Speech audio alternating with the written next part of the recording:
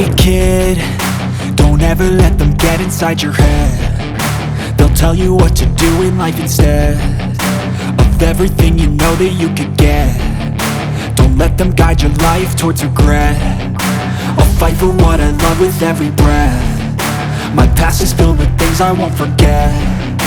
I use them all to push me to my best. So treat the worst of times just like a test.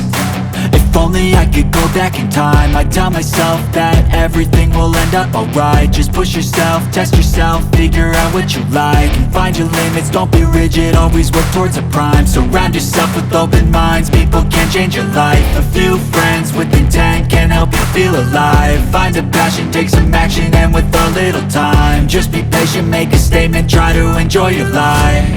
They'll try to kick you while you're down.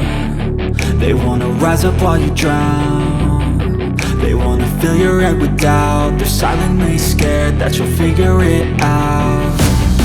I'll make it look like I'm losing, won't bother hiding my bruises. And when they finally think you're wounded, then it's your chance to be ruthless.